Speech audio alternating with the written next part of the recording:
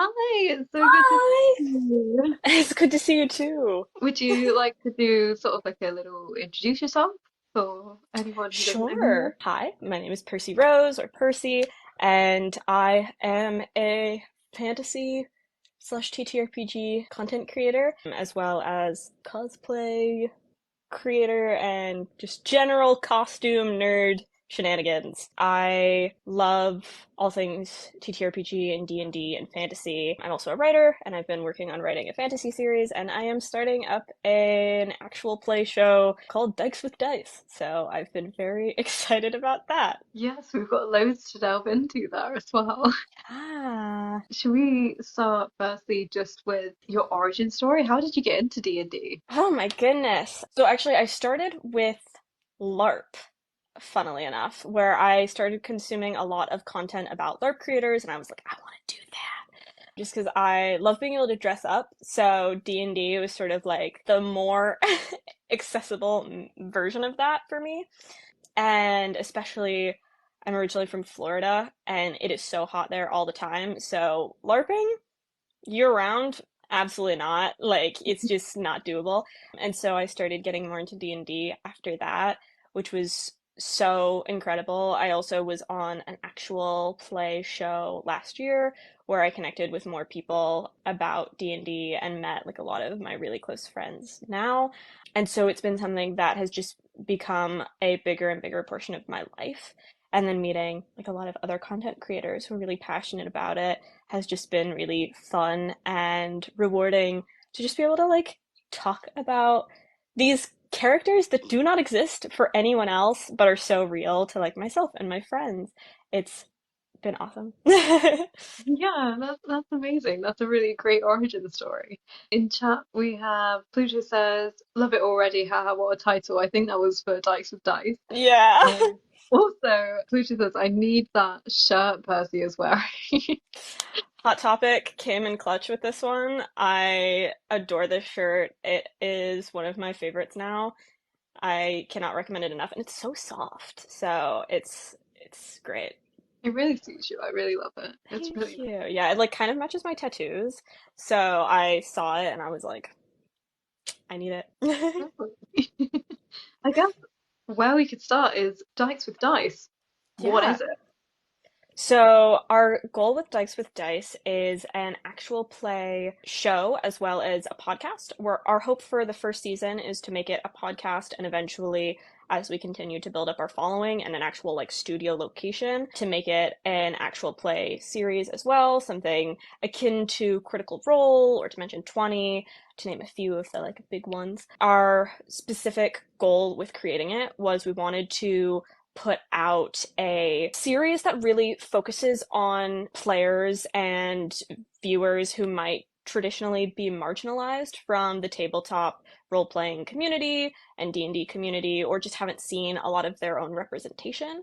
I think a lot of women, queer individuals, and people of color have experienced at some point or another some feeling of like, is this the space that like I'm allowed to be a part of? And hearing so many stories about that, I knew immediately that that was something that I really wanted to be able to change. I also had a very unconventional introduction to D&D, as we mentioned. Like I started with LARP and then got into D&D, and I was never taught how to play D&D. I was sort of like thrown into a game, told to make a character sheet, and told to play. And it was fun, but I had no idea what I was doing. And it can be really daunting to have that experience and then to not know how to communicate your needs or your questions. And so we wanted to be able to show what it looks like to be able to have healthy communicative gameplay and a learning environment that really allows everyone to feel comfortable. Since a lot of times on actual play shows or live play shows, you'll see all of these very seasoned players, and it's really awesome to see that, but it also can make it feel a little nerve-wracking to know that like they started from somewhere but you don't know where that was and it feels like they've been doing it forever and that can be really nerve-wracking. So we wanted to be able to give people a chance to see what it can look like to be able to ask questions at a table and for everyone's voices to be heard and to, like I mentioned, have it be a space that is really prioritizing the inclusivity first. Yeah. Yeah, that's lovely. It sounds like an amazing idea.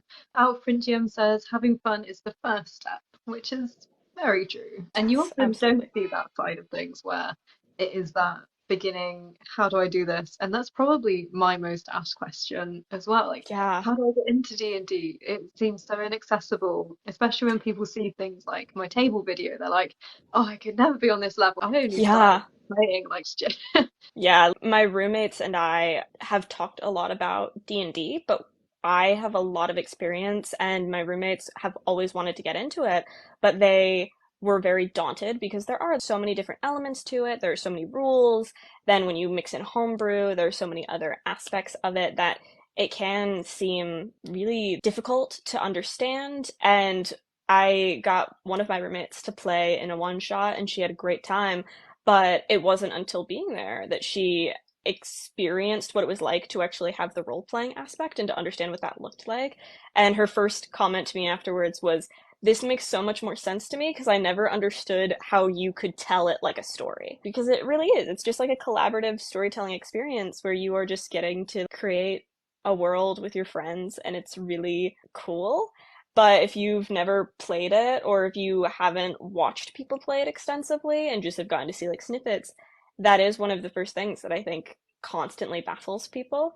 And so that was something that I wanted to be able to show people, being able to have it maybe be their first game or have it be one of their first games and still allow people to feel comfortable asking questions and not being afraid to not know what they're doing all of the time. Yeah, for sure. Oh, Prince Yam says, been playing since 1981, and I have new folks doing better than me. Can you do better than someone in D&D? I don't know. And Calix, welcome as well. There is no better so long as you're all having fun. Yeah, see, that's my agreement.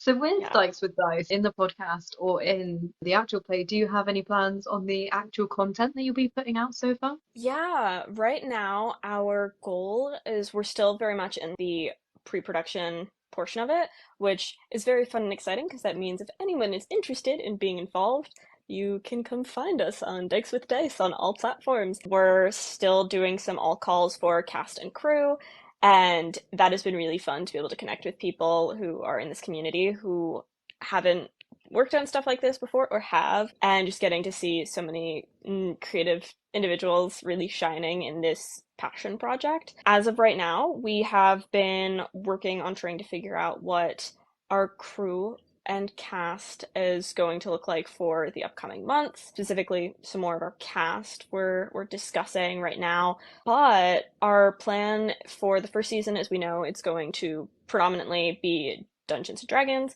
but one of the things that, like specifically 5e, one of the things that we're really excited about is with every season we are going to have an intermission episode, potentially two, that will function sort of as like a little one shot break from whatever crazy action is happening to allow for just more focus on character development and the role playing aspect of things, but also to highlight up and coming new styles of gaming. So some fun new systems that are kickstarting. We currently have one that we're very excited about that I think I could talk about. I think I'm allowed to talk about it. So you get to hear it here first. We are actually working with Perils and Princesses, which is an up and coming, just finished kickstarting TTRPG system that focuses on a very like Brothers Grimm style fantasy. The way that it was structured is you get to play as different fairy tale princesses,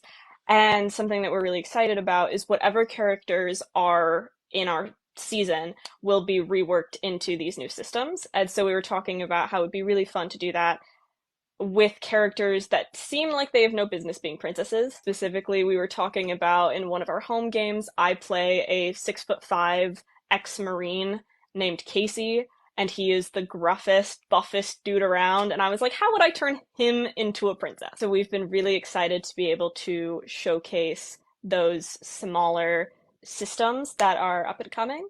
And we really hope this will allow people to figure out new games they want to play with their friends that some of which might be a little bit more beginner friendly for people who aren't ready to DM 5e, or if they have played a lot of 5e, want to try to experience some other TTRPGs.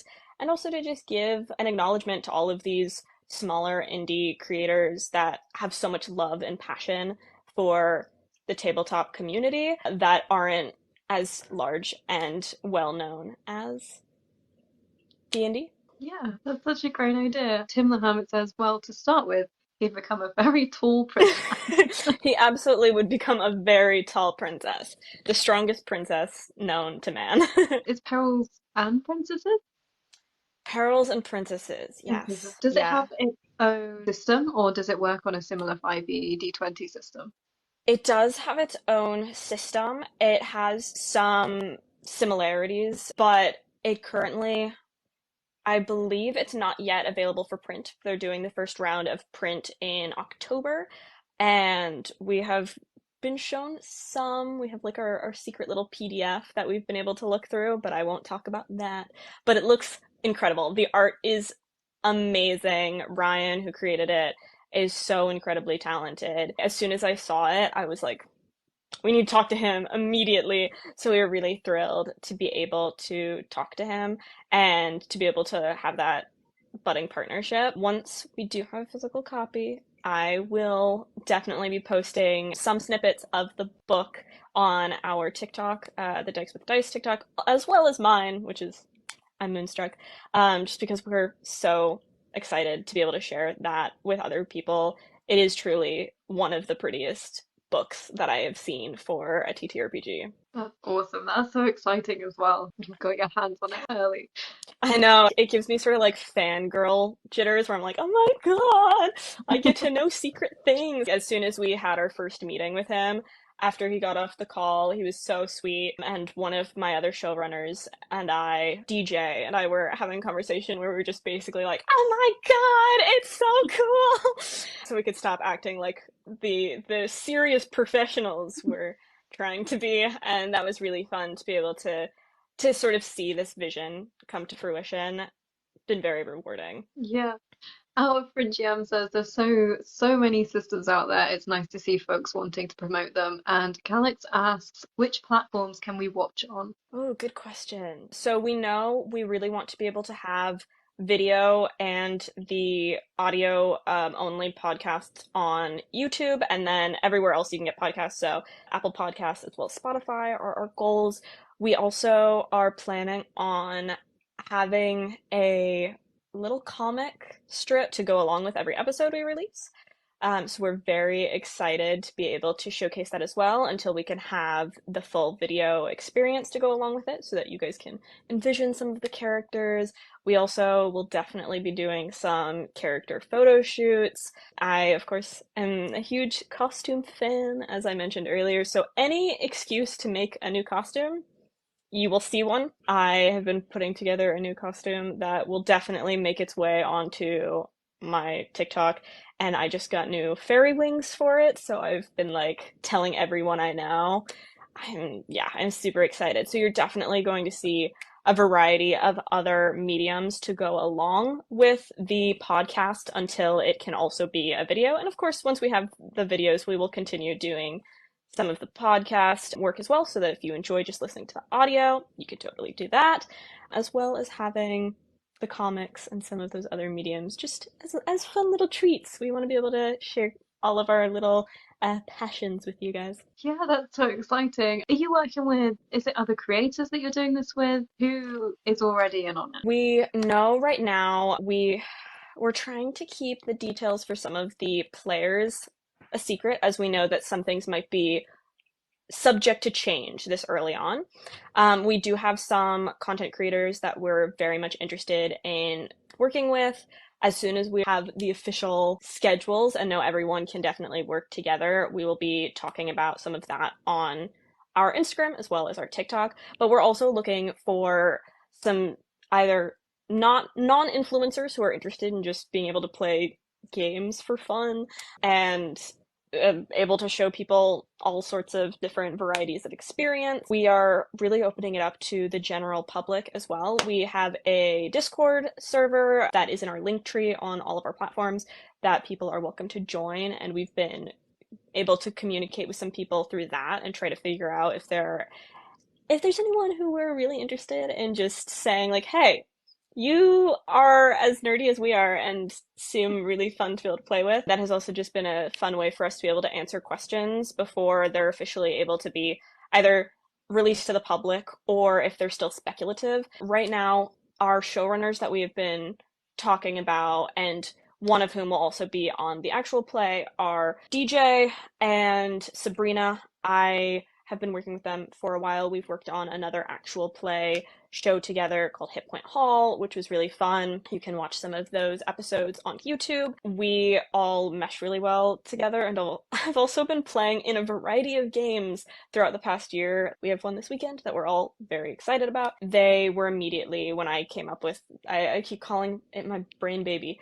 As soon as I came up with Dykeswithdice as my little brain baby, they were the first people I went to. I just threw them in a group chat and I was like, hypothetically, if I made this show, will you guys make it with me?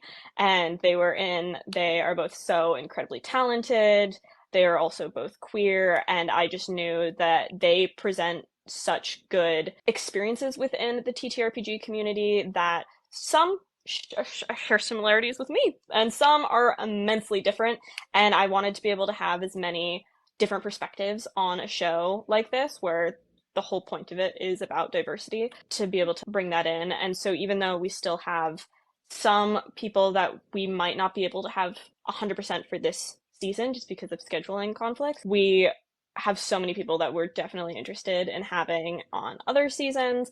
We're predominantly planning on having a couple members for recurring cast. I know myself and Sabrina are likely to be recurring cast to the best of our ability, whereas DJ is very knowledgeable about behind the scenes work and would be excellent on that front in assisting, directing, and producing. But outside of that, I just like continuing opening it up to the public and being like, if you're interested, we're going to be doing some cast applications through our Instagram and TikTok and our link tree that you'll be able to find, and we'll be posting about that probably in the next week or two until we are able to figure out our official cast and interview everyone. So if you guys are interested in that, or if you know anyone who might be, you should head over there.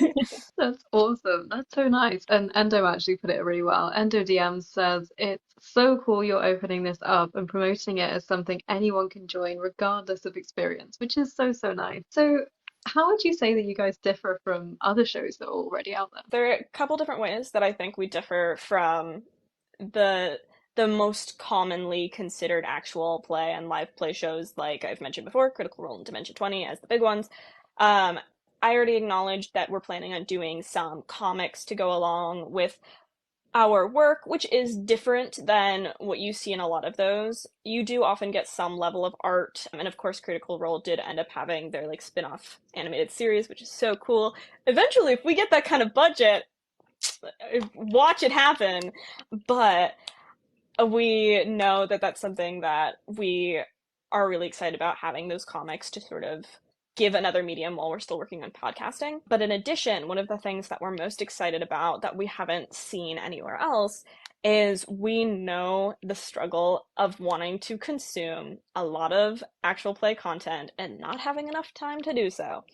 So, in addition to our full episode, which we're hoping to have be an hour and a half to maybe 2.5 hours long, we are planning on doing bite-sized episodes, is sort of what we've been nicknaming them, which will be 20 to 30-minute little episodes of just all of the most important moments from our game. So, pivotal roleplay, pivotal plot points, to sort of give people either a little snack of an episode if you don't have the time, or if you're just interested in checking it out and seeing how things will go, being able to just give that 20 to 30 minutes to consume whatever season you're interested in looking into and saying, yeah, this I think is what I'm hoping to watch, or being able to say, you know what, this season isn't for me, I'll go on to another one. But also, if you just want to be able to watch something during your lunch break or while you're on a commute, it's not always feasible to be able to devote an hour and a half every day to a piece of media, and we want to be able to give people that option.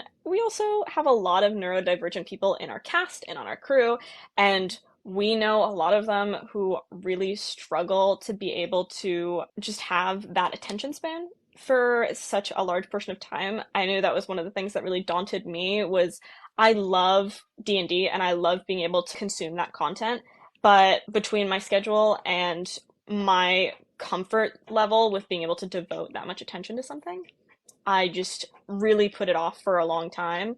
And I do love them, and now that I'm hooked on some of them, I'm gonna keep watching them. But if I had that 20 to 30 minutes to be able to see if I was really into an episode or a series, I would have probably watched them faster. And so we want to be able to give that opportunity to people to be able to either have just a little bite-sized episode in their day or to be able to just fully consume it. You will still be able to get a large portion of the story that way. It just will cut out maybe some of the long points in combat or some of the smaller moments that might not be as integral to the overarching story. Yeah, that's an awesome idea. I really, really love that actually, because like Thank you you. say, there's just never enough hours in the day to watch Oh. everyone's content and keep up with everything that everyone is doing. Out of Print GM also says, I like the mini-sode idea. I quite like that.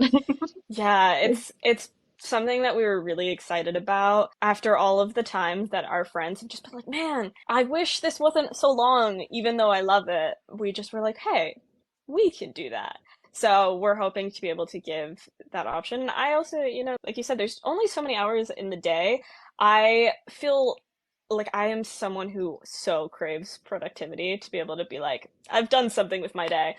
So if I want to binge something, I feel a lot better binging five 20 to 30-minute episodes than 5 hour and a half episodes. My day is gone. So that's something that we were really excited about being able to deliver for other people. Yeah, 100%. Do you feel, in your experience so far, has D&D been inclusive for you, or is that kind of why you wanted to start there? Oh man.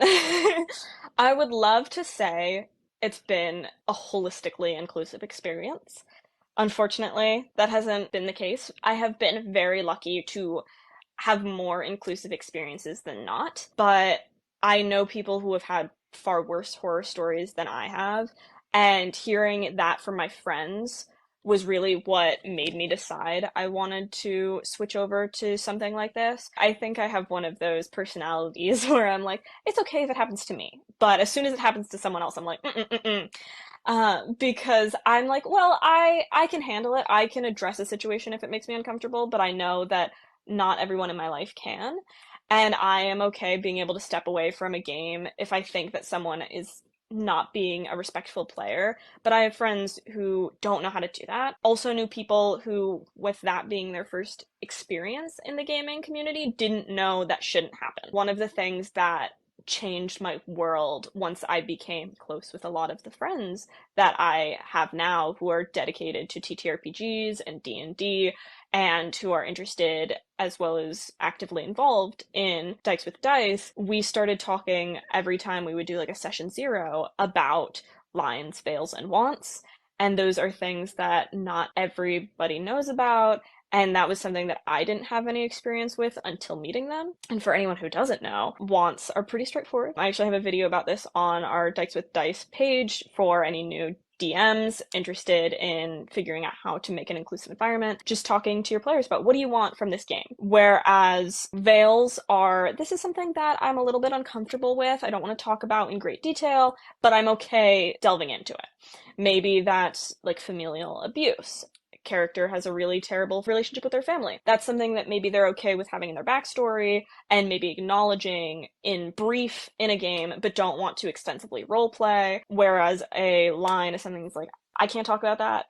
It makes me uncomfortable. It's triggering. It just makes breakdown crying, whatever it is. Or I know someone who just gets really uncomfortable talking about vomiting. It's like, I can't do that. It could be something as simple as that, where it's like, it's not even something that really bothers me as much as I just have like a physical response to it. And so being able to establish that with your players ensures that you have a good way of being able to make sure you're not going to overstep anyone's boundaries or accidentally upset anyone or hurt anyone's feelings. And it can also be really useful just figuring out if characters are okay with like infighting in a party, or if that's not something they want, or if characters can have relationships with other players, or if it's just NPCs. And so being able to have that promotes a really healthy role-playing environment, and also being able to understand that at any point this can change, or a boundary that you didn't realize you had pops up, and being able to talk about it with your players and DM is awesome. I did not know about that for years in the gaming community, and as soon as someone was like, okay, session 0, let's have this conversation, I was like, wow, why haven't we been doing this the whole time? So that was something that we also really wanted to be able to show, is some elements of what a session 0 can look like in a game as part of our building of each season, just so people know that that's a part of what a healthy role-playing experience can and should look like. But unfortunately, we also talked to people who had other unpleasant experiences outside of just that, where it might be like just player-player table dynamics, where someone was just saying things that maybe they shouldn't, or pushing specific character dynamics that were making other players uncomfortable, or very much trying to center the game around their character specifically. And so just figuring out ways to be able to discuss inclusivity and making sure everyone feels okay being like, hey, I want to be able to have fun at this table and feel respected at this table, and like I have a place here, is something that was really important to us. So that was one of the biggest things, that even though I know that I am now in a place where I have a really wonderful group of table mates, I want to ensure that no one else has to go through that experience, or as few people as possible have to go through that sort of awkward learning phase. Yeah, it is so, so important. I agree as well. I've actually been quite lucky to learn what session 0 is quite early on, I Mm-hmm. think, considering I only kind of picked this up last year, well, early last year, and was able to implement it in things like in my server, we do a post by post text-based roleplay. And was Yeah. able to implement it in something like that, like, oh, hey guys, there's a whole channel here for session 0. If there's something you're not comfortable with, there's these scenes, and we do sort of trigger warnings. And on Discord, it's awesome because you can spoiler things. So if someone doesn't Yeah. want to read something particularly, you can put like trigger warning. This there tends to be like a trigger warning smut or something like that. Yeah. But yeah, I think that is such an important thing to talk about. And if people don't know, then it's really great that you're bringing light to that as well. Out of Phrygium actually says, in the past, when I stated I didn't call out BS attitude at the table, these days I do. So that's really great that you've changed and grown and moved on from that as well. Something I actually wanted to ask you is, where you're saying your close friends, other table mates, all these people haven't had great experiences at the table, you're aware of this, but you're someone who would call something out.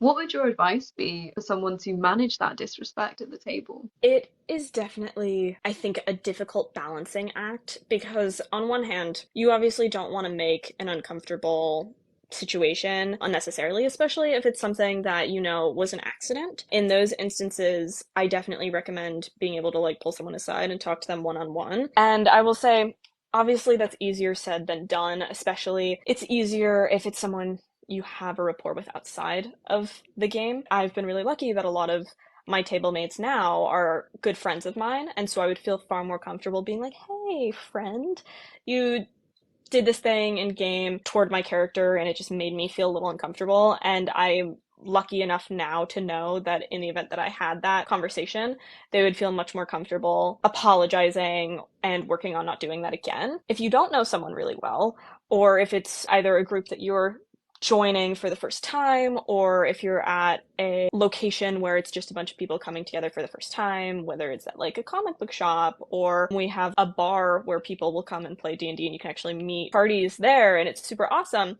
But when you have situations like that, it can be really difficult to be able to voice those concerns. I think it's really important to understand that you have to have your own back. And a lot of times, if you're having an issue, someone else is probably also having an issue. And if you don't feel comfortable communicating with someone one on one, you are also always welcome to talk to the DM. And if the DM is not receptive to your needs and wants, unfortunately, it probably is going to not be the best gaming experience consistently. I have never had any positive experiences with DMs who are going to shut down my concerns. All of the DMs that I've had great experiences with are happy to acknowledge if something has gone wrong, or happy to have my back, and that's something that's super, super important. And I think that's something that is really good in fleshing out lines and veils, to be able to be like, hey, we've communicated this before. It's one thing if it happens once and it's total accident. I have been in a game where the DM accidentally wrote a scene that just so happened to involve subject matter that was upsetting for one of the players, and it wasn't anything intentionally harmful.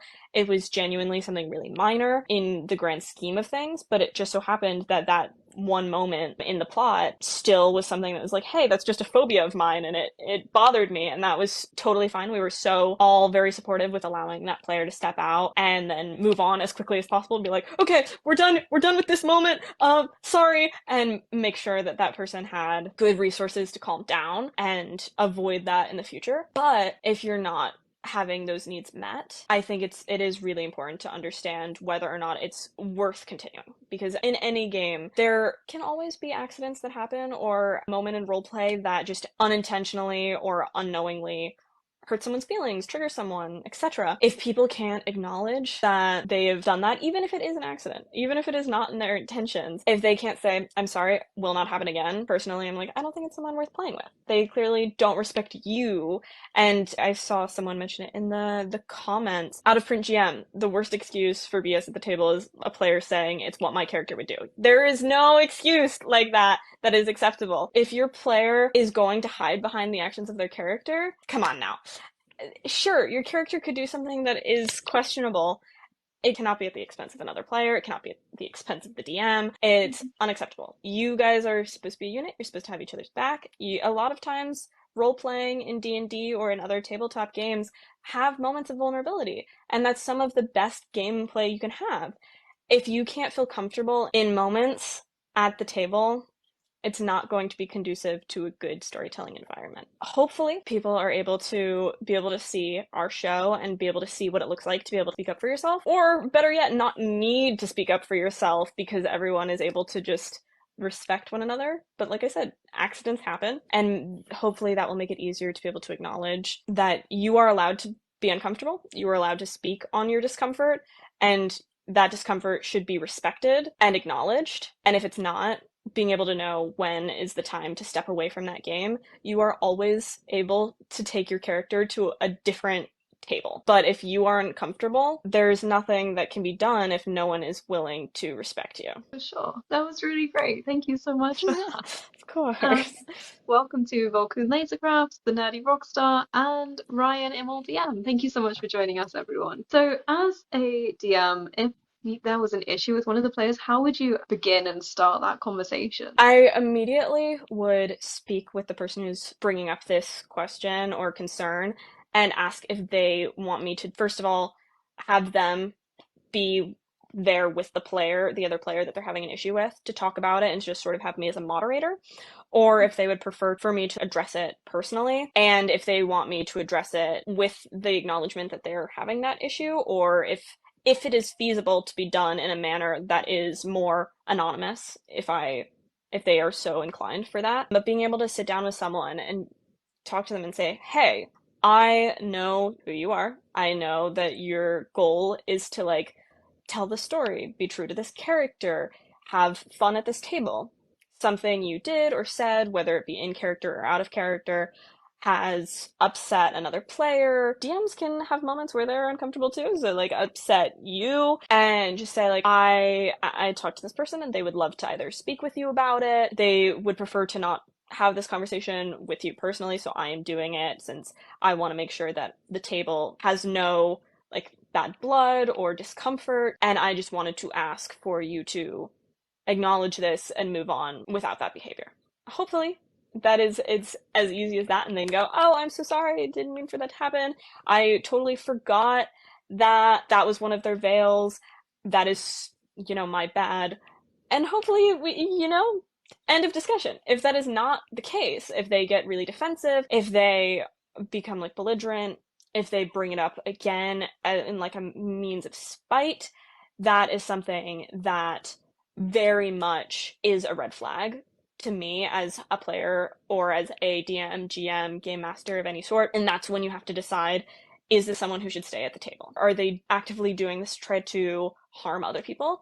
Or is it just a recurring habit of accidental means? Because unfortunately, if someone is used to playing like a specific character and that character often has like let's say religious trauma, and religious trauma is something one of the players is uncomfortable with. That's something that, might be unintentional, but it might be better to be like, hey, we discussed that before, let's try to wean away from that. And if they can't, adapt or set that aside, potentially discuss setting that character over to a different game with a different set of players so that it's able to maintain a healthy environment across the board. And as a DM, it's important to make sure that you are also uncomfortable, or you are also comfortable, and everyone should be uncomfortable at the table, actually. It's important to make sure that you are also comfortable and you can also speak on these things. Everyone at your table should have your back if you are uncomfortable, and everyone at the table should know that you will have their backs. So if you are able to have those conversations and they go awry, knowing that everyone else can rally behind you and be like, hey, I understand that what comes first is everyone feeling happy, healthy, comfortable, so on and so forth, so that you can continue having like that fun experience. That's why you're all there. So that's like the biggest thing that I would recommend, is figuring out what are the boundaries looking like for the player that is having this concern. Do they want to have a conversation with this person? Do they just want you to have that conversation? If it's possible, can you do it anonymously? Do they want an apology? Because that is something that's really important. Is sometimes they're just like, hey, this just made me uncomfortable. I just want to make sure it doesn't happen again. We don't need to talk about it after. Let's just make sure it doesn't happen. But sometimes some people are like, hey, this hurt my feelings specifically. I would like someone to be able to acknowledge that it happened, apologize, and ensure it won't happen again. So just figuring out what someone is raising the concerns for, what's their end goal, how can you help them, are like the biggest things. Yeah, that's incredible. Thank you so much for all of that. Of That's really, really course. useful and like actually information that people can hopefully take forward if ever they need it. Hopefully not, but if ever they need it, for sure. Out of Print GM says, okay, quick question. What's your favorite historical period and have/would you run a game set in them? Oh my gosh. Oh my Easy. goodness. I have always been really fond of the medieval era and the Renaissance. Specifically, my favorite is like that cusp where they sort of bleed over between 14 and 1500. I would love to run or be a part of a game that is more historically based like that. The Roman Empire. Never going to beat the Roman Empire allegations. I just think that would be really fun to be able to get to work through that, because we started talking about it at the beginning of the stream.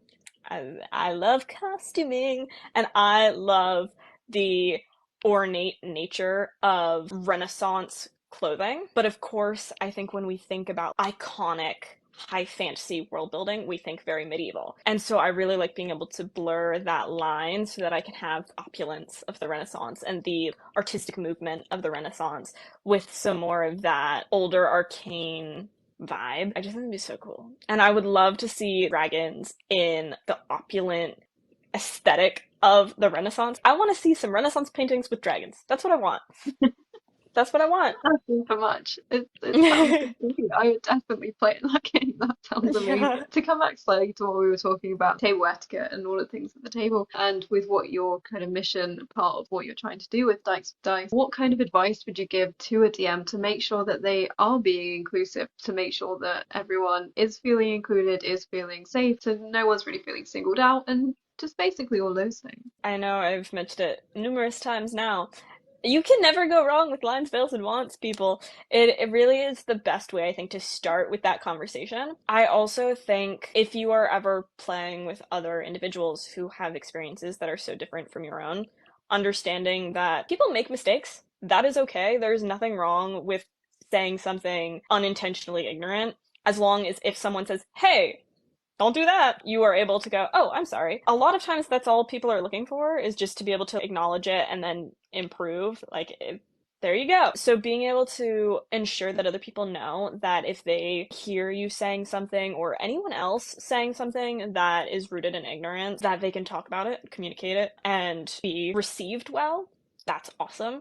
And I think that's one of the first steps. And it's also one of the first steps to learning. We are always learning, and especially with social media, we're always getting to communicate with more people from different backgrounds, and it's awesome, but we're all going to be coming from our own backgrounds, which means that our experiences are going to be so very different from other people. And so that's one of the reasons why I think lines, veils, and wants can be really helpful, is ensuring that anything that is going to make a player uncomfortable that you might have never thought of because it's so removed from your experience is a talking point. I think that's just one of the things that helps the most. I also think something that is really important is ensuring that if you're playing a game and you want to include diversity in your game, fantastic. Make sure whatever diversity you're including isn't stereotypical, isn't a caricature.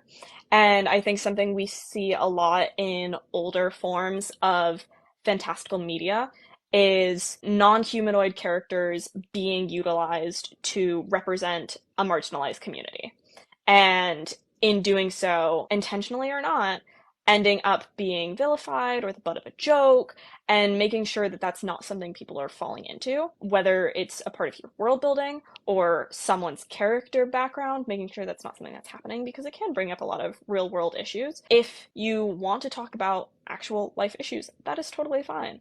But just keeping in mind how you're doing that so that it doesn't bleed into something that feels uncomfortable for anyone. Something that I think can be done really well. Like we always see fantasy content talking about marginalization. Like you get it a lot with different fantasy forms of racism, right? It happens all the time. Making sure that's not just an allegory for real life racism is what matters the most. Yeah, I think those are the biggest things that I can suggest, is being open to critique and acknowledging and trying to allow yourself to grow from that critique, and making sure that the stories you are building are built mindfully and not at anyone's expense. That's lovely. That's awesome. Thank you so much. Of So, course. for the inclusivity and diversity, do you think there's any particular TTRPGs that are doing this particularly well, where they could learn a thing, like other ones could learn a thing or two from them, or any particular parts of any one that you are particularly like, oh yeah, this one really does this well? I I think, we've had a lot of conversations in the D&D sphere about the whole Pinkerton thing. Oof, is what I gotta say about that. I understand that the older TTRPG systems are likely going to have some areas that could benefit from revision. I would love to see that happening at a higher level, but if it isn't, I think that's where it falls on the players to work around that, to work on trying to figure out how to ensure that we're not further perpetuating any bigotry. Part of why we at Dykes with Dice really wanted to include these newer systems that are smaller, whether they're just starting out on Kickstarter or if they're just less popular indie games, was because a lot of those are being made with the goal in mind to be more inclusive as they are more modernized works. And because this is an experience that spans beyond gender and race and identity of all kinds, it's something that a lot of people can relate to. And you can have the most stereotypical privileged individual still have an uncomfortable experience at a table if someone else is just being mean. It happens. We all have periods of time where we experience something that's unpleasant in life, and that is totally fine as long as things can be done to mitigate that. And so we really wanted to be able to step forward while showcasing, like, hey, bad things can happen. Let's try to figure out how to learn from them, avoid them where it's possible. And so yeah, I would say I'd love to see edits made within D&D. I am actually in the coming months playing in a friend's game of the Cyberpunk TTRPG, and we're really excited about it. But the art style is definitely a product of the time. It is very like hypersexualized with the female characters specifically, and the art is very well done, but it's definitely uncomfortable to look at now. So trying to make sure that you're not, falling into any of those patterns, I think is important. I think a lot of people are becoming more mindful of that though, which is awesome. But there is still, there's always room to grow. Yeah, for sure. Tree Runner actually says an inclusive DM and mindful one will steer the world into a new direction, which is so Yeah. true. It's so nice that most of these TTRPGs are very adaptable. You can kind of make Hmm. them your own and do what you want with it. So it doesn't have to be always rules as written or lore as written. You can make it your own as well at the same time, which is really nice. Our print GM says Cyberpunk is great. I've only It recently looks learned about incredible. I've heard so much good stuff about the character building aspect of it, world building. It's so cool. I'm very excited. And I think that that is something that's like really amazing is even in TTRPGs that do have those pitfalls, it's rarely, if ever, or at least I know that I have yet to see one that is so fundamentally problematic on all levels that it can't be altered. The Pinkerton issue, it's there, but there's so much outside of that that is really well done about D&D that you can step away from that. My only complaint thus far with Cyberpunk was just like, hey, the art feels like it's from the 1980s, but it is, like I can give the same critique about like 1980s comics, and I have. It's something I have a lot of thoughts on. But it's not about the art, it's about the game. So it's one of those things where I would love for Cyberpunk to create some new artwork for it, and I'm sure there are iterations of the book that are new art. I have not seen those, so I understand that my perspective is not that. But one of the most amazing things about TTRPG games is about the fact that it is what you make it. And one of the reasons why it can have those pitfalls of unpleasant experiences is because that's sometimes what people make it. Sometimes people care about their own story or their own character doing the things they want at the expense of others, which is awful. There are also so many amazing players who might accidentally do that and will be happy to say, oh my goodness, I am so sorry. I will not do that again, and allow for a great experience. And there will also be people who are doing everything in their power to ensure that everyone is having a good, happy, healthy time throughout the entire game and are really allowing the story to flourish and the bonds between characters and players to flourish. And I think that's what it's all about, baby. So how could we as a community, I know particularly the D&D TikTok community is quite close, it's a pretty nice community to be in on the whole, in my experience. I'm not sure of your entirety of your experience, but how can we as a community be doing better for these things? I think always just working on trying to uplift one another and allow individuals a safe space is really important. I cannot stress enough how significant it is to be able to just acknowledge when someone talks to you and brings up a concern that they have, to just be able to take the time to reckon with that and allow yourself to move forward. Everyone is human, to err is human, as they say, and that is okay. It's what you do with that information that speaks to your character. Pun not intended, but is now. Being able to be there for one another, being able to support one another, being able to take the time to consider if you were in that position, how would you feel? How would you want to be treated? Would really just make the world's biggest difference. And I think just like having compassion for one another is so important. If we can just look to one another with the goal of uplifting each other and having everyone feel like respected and safe and loved and being able to move forward with the goal of just having a fun game, world peace. That would be awesome. Yeah. If everyone just sits down and we all have a fun game of D&D, world peace will be had. Just need a So I session think zero. yeah, exactly. What are your lines, veils, and wants? Boom, world peace. I think it would be so helpful. And I think really like the D&D community on TikTok as well, just being able to communicate with one another and figuring out how to do so with the end goal of compassion would really make a huge difference. I've been very lucky to largely have a really wonderful experience in the TikTok D&D community. There are always outliers where someone is just there to sort of like rain on someone else's parade. Stop it. Get an umbrella. How do you want to work with others? How do you want others to work with you? Would Yeah, really, that's really be really great. helpful. Yeah, that's awesome. Really, these have been like incredible answers all night. Like, Oh my gosh. Thanks. I feel like I'm talking forever, but I have so many thoughts. This is what I talk about all the time. So it's thank you for amazing. giving me that opportunity to talk about it. Tree Runner says having someone bring an issue to you means that they feel safe enough to do so. It's a great first step, which is, yeah, it's really, really Absolutely. nice. Yeah, 100%. We've done Dykes with Dice, we've done a lot about inclusion and all of those kinds of things. But I actually did want to also talk to you about what you've touched on a little bit is your cosplay, your dress up, sort of your storytelling, world building. And Riff Raffs. Ah! What? The Riff Raffs? Me? Oh my goodness. I honestly totally forgot that we had chatted a little bit about that, so now I'm so excited. I've been excited this whole time, and it's like you've unlocked Pandora's box now. For anyone who doesn't know what Riff Raffs is, can you Yeah, give like a little I sure can. Calix? The What's a Riff Riff Raffs. Raff?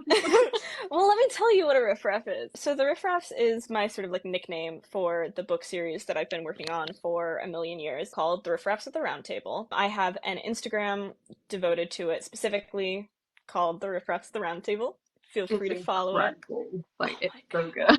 Stop! I am so bad at accepting compliments, so you might slowly watch my face get redder and redder as we talk about it. 5 years ago, a mysterious author wrote about this group called the Riffraffs of the Roundtable, or that's what they coined them. Since then, this book was published that, according to the narrator of the series, false. Largely inaccurate, lots of lies, and general besmirchment of their names. And so the narrator, Matthias, is attempting to amend the record and say, ho ho ho, that is not who we are, and you are saying mean things about my friends, and I don't like it, so I'm here to set the record straight.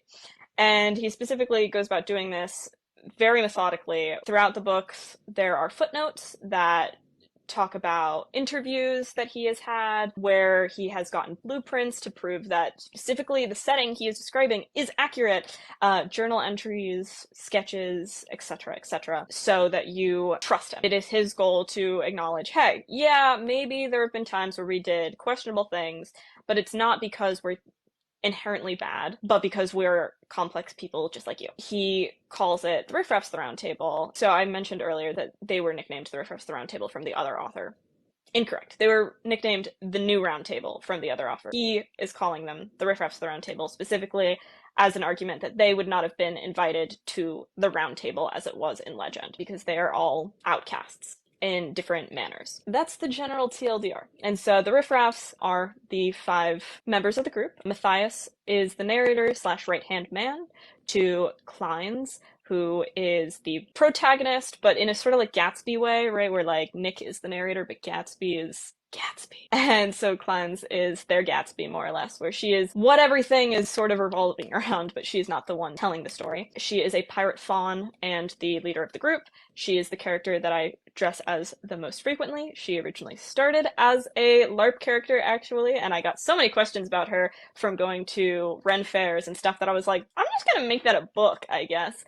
She does not look like me, but I continue to dress as her because I love doing it. It's very fun. There's also Jun. She is a human, a seer, and very skilled in apothecary, as well as Saley, a fairy magician, and Farzan, our cursed human bandit. He was cursed to be a fox. He was a human, cursed to be a fox, and then turned back, but wrong, by Saley when she was younger, and so he has little fox ears and a fox tail. I love them. They're all my children, and I make a lot of art about them. I make costumes as them. I will never stop talking about them when given the opportunity. But the characters I tend to dress as are Klein's and Saley, as Saley is the character I look the most like, and I'm built the most like. She's very small and impish, and I've been told I have impish vibes. And Klein's is the character that I've been working on a costume for years, so I get to have fun little hooves that I walk around in, which make everyone go, that's crazy, whenever I'm out and about. If anyone's curious if it hurts to stand on your toes all day in hooves, yes it does. I am just used to it. I just sort of liken it to high heels, except you don't get the support of the heel, but we do it for the photos and the gasp of awe from children. Tree Runner says, this series sounds awesome, and Tree Runner, you would enjoy it so much. It is epic. And I really want to ask you, I believe it's Klein that you did the pirate fawn. You did a Yes. whole shoot. Is it on the beach and you're literally in the water, like in the sea? Yeah. That Yeah, was crazy. I've done quite a few different photo shoots for her. That was one of the most chaotic because I did go to the beach in full costume, minus the hooves, because I was a little worried about how the salt would impact it. Everything else was fine after I washed it off, so we're all good there. I wear a lot of layers, as one would expect in fantasy garb, and laying in the water makes all of that really heavy.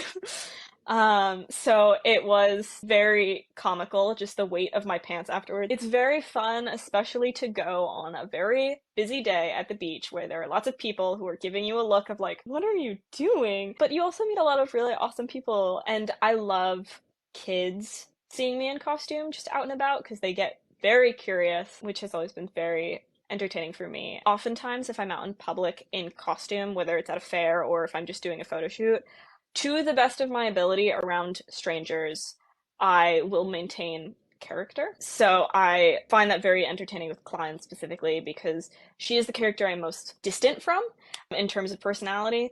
But for some reason, everyone assumes that I would be most like her, which makes sense because I've been her face on social media a lot. So people often associate me with her. She's very confident and very coy, and I try to maintain an air of confidence, but I'm just a silly little guy most of the time. I always find it very funny when people are like, oh, you're so much like her. I'm like, if you believe that, I've done my job. But it is definitely really fun to be able to just be like, oh, hello, I'm cool for a day. I have traveled out of the country in costume before, and that has been really exciting and cool, especially to go to like foreign countries where people speak different languages and getting to see how they interact with her. I most recently, over the summer, did a photo shoot in France, in Carcassonne, which is really cool. It's like a beautiful walled-in castle. I posted like 2 photos on the Instagram, like the most recent photos are from that shoot.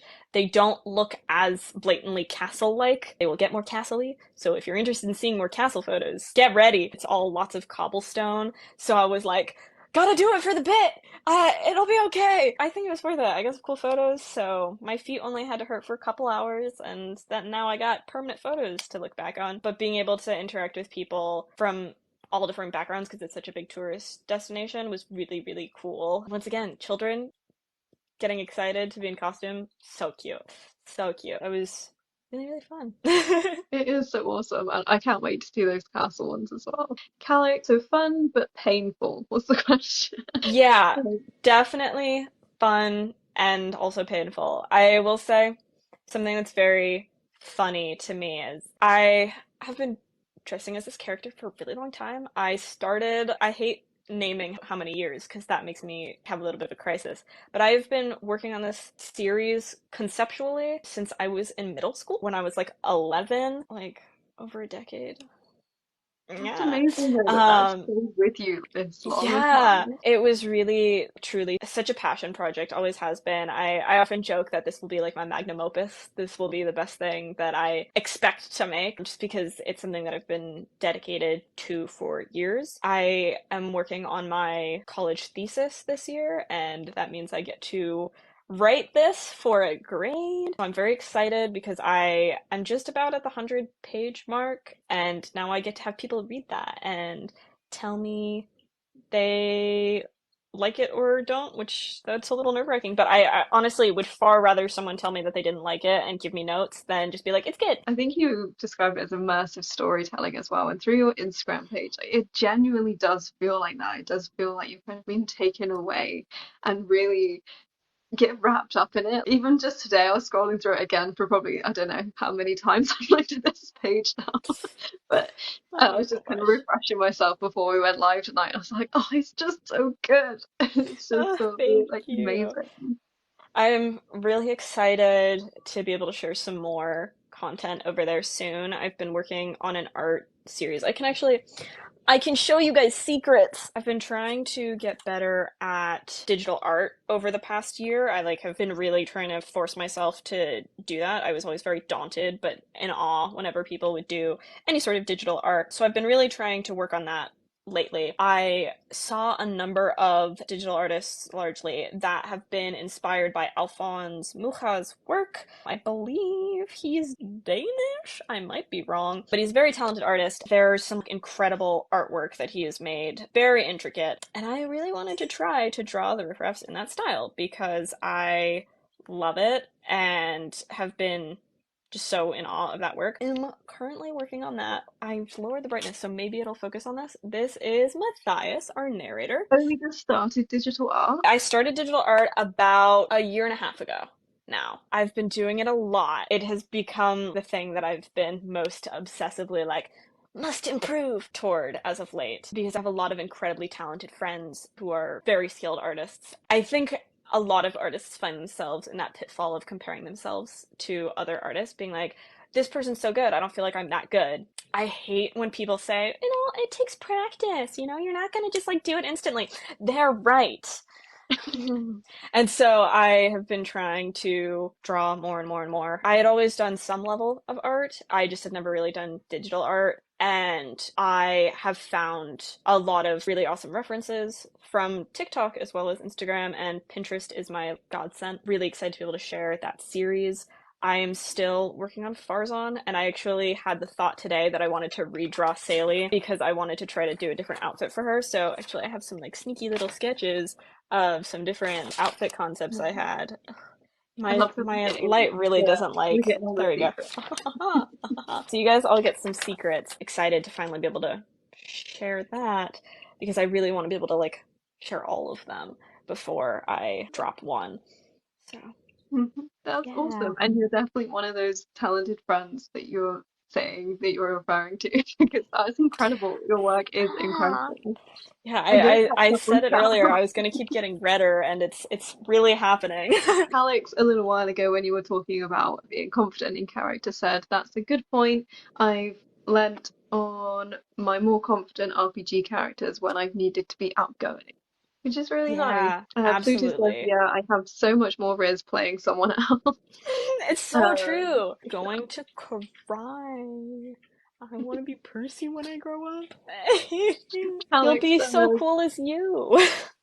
Alex says, looking forward to reading some of this. There are other things that I am like sitting on that I'm like, I don't want to sit on that. I need to tell people. So I'm running around to all of the people that are here that I can be like, hey, can I tell you this thing? Yeah, for all of the wonderful things that you're doing. It is really exciting. I'm so glad that you're doing it with Heroes and Princesses. That would be really, really great.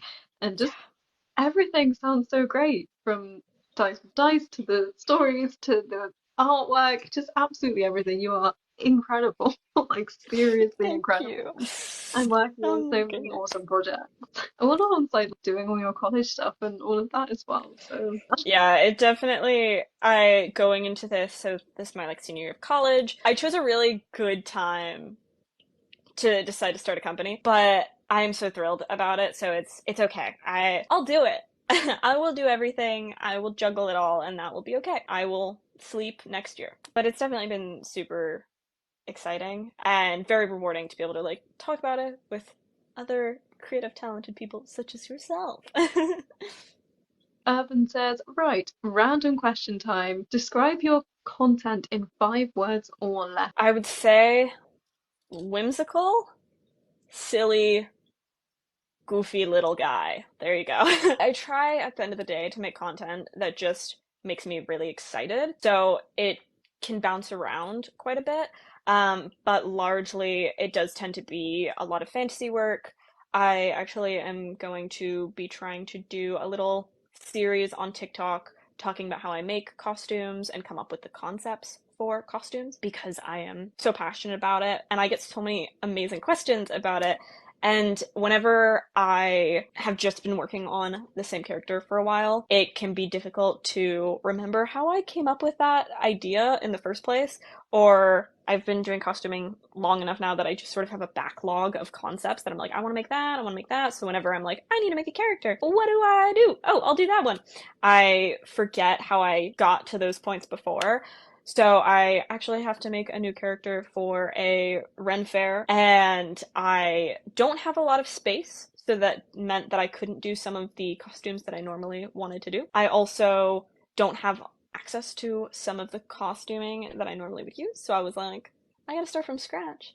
So what better time than to make a video now to sort of show that. So if anyone has ever been interested in trying to create costumes for their own original characters, or because I will be talking about costuming, it can also be helpful for cosplay, but I will also be delving into how to come up with a concept for a character, a variety of things that you can find that hopefully will be out in the next couple weeks as I continue to collect stuff. But I mentioned earlier, I just got some new fairy wings, and that is for that. I also am talking about how to do that on a budget. I think everyone who has ever gotten into costuming or wanted to get into costuming has seen crazy prices for things, and some of those things are handmade and beautifully crafted and are worth every penny, and that's just not in everyone's budget. So I'm going to be talking about a variety of ways to do that. That's so exciting. Are these the wings that you shared over on one of the servers?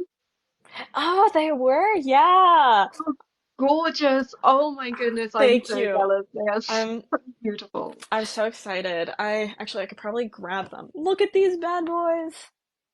Yeah, so They pretty. also are fully articulate, so I can like move them in a bunch of different ways, which is very exciting because the other wings I have, I also absolutely love. There are some videos on my TikTok about them as well as my Riff Raffs Instagram, but they are much more traditional fantasy, a pinkish green, and these are actually modeled after bee wings, which just suited the idea that I was going for this character. I wanted to play around with something else, and those other ones have some points that articulate, but aren't as able to be bent in a variety of manners. So I was really excited to be able to get something like that. That's so nice. How to Do Voices asks you, do you have any tips for people with little to no craft skills for costume work?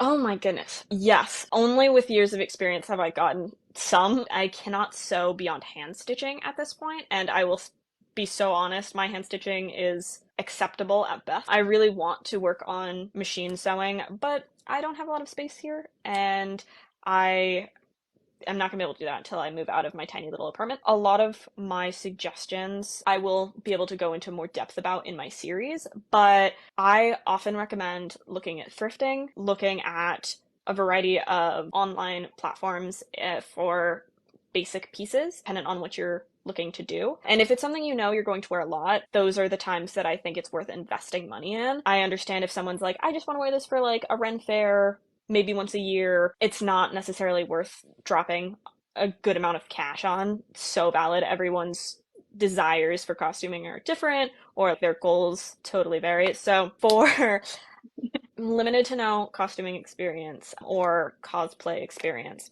what I recommend first and foremost, Pinterest is my beloved.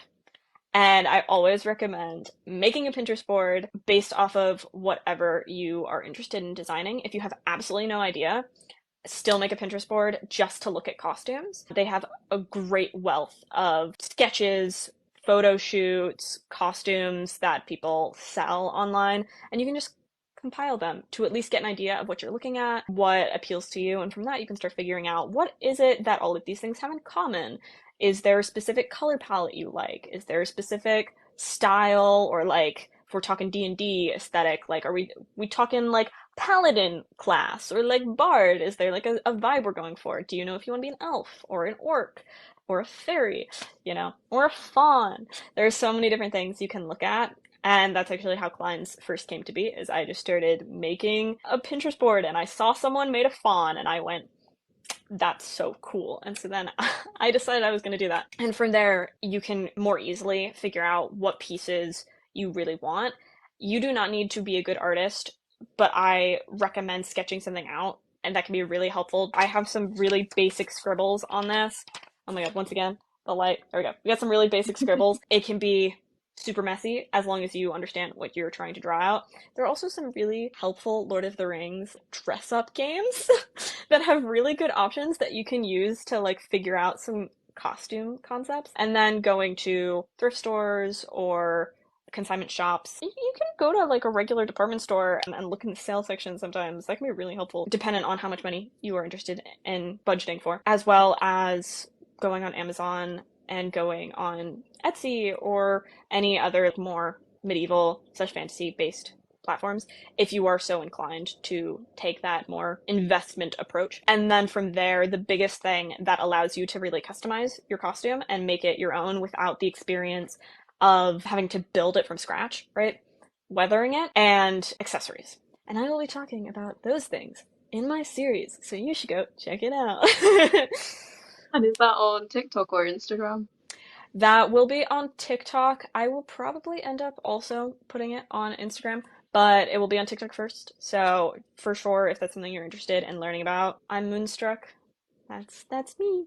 That will have some variety of options, and I will also be breaking it down in those areas of like different aspects of budgeting so that you get a range. How to Do Voices said that was beautifully in depth. Thank you, and you know I'll be there for the series. I think we are gonna have to call it here. But I'm having so much fun. It's been so great to talk to you, and just so Yeah. amazing to hear about everything that you're working on. Because I mean, you've got me excited for absolutely all of it. Thank you so so much for joining me. I really My appreciate it, and you pleasure. have just been the like most amazing guest as well. You've just been so great. Thank Thank you you. so much for having me. This is my first live stream, so thank you for bringing me into this world. It's been really fun. Have a wonderful night. Thank you so much. Thank you. Thank you. If you enjoyed seeing Percy, they are im.moonstruck pretty much everywhere. And then you can find Dykes with Dice has all of their own social media, as well as Riff Raffs, which is also linked through their pages. Go and check that out. I will next be doing Nerd Talk with Alec the Bard. It's been so amazing to talk to you guys. If you're not in the server, do go and follow the link in my bio and go and hop in over there if you want to be around other like-minded people and D&D folks. That would be awesome. But other than that, I hope everyone has a good time zone wherever you are. It has been so lovely. Thank you so so much for joining me, and yeah, have a wonderful rest of your whatever. Bye guys. Thank you so much.